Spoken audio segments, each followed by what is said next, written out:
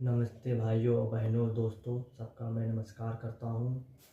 और मैं जीवन में कुछ कहना चाहता हूँ, इसीलिए कि जीवन में सब कुछ देखते हुए परमपिता परमेश्वर से कुछ प्रेरणा मिला और हमको लगा कुछ दिखलाना चाहिए कि शास्त्र में क्या है, ब्रह्मचर्य में क्यों दुख क्यों है। इसी के लिए हम एक आपके लिए कोई लेकर आ रहा हूँ, बात आपके रख रहा हूँ। इस बात से जान के सबको प्रेरणा दीजिए। जीवन में लगता है कि एक काम वासना ही एक जीवन का सुख मूल्य है। नहीं दोस्तों, इससे भी कुछ मूल्यवान है, जो है जीवनी शक्ति ब्रह्मचर्य।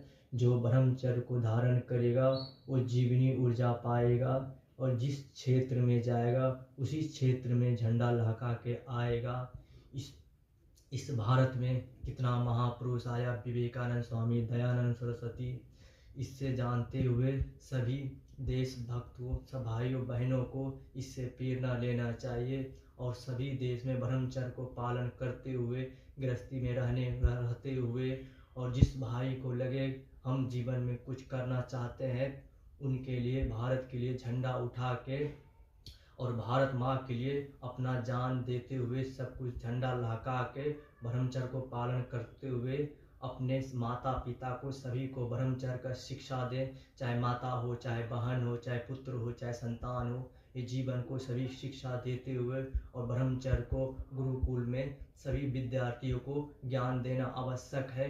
क्योंकि संसार ज्ञान में बहुत इंसान दुख है और दुख पड़ा हुआ है, और दुख से बाहर निकलने के लिए शास्त्र का ज्ञान आवश्यक है।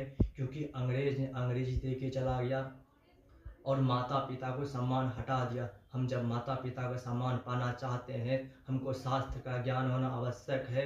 जब शास्त्र का ज्ञान नहीं है, हम घुट के मर जाएं।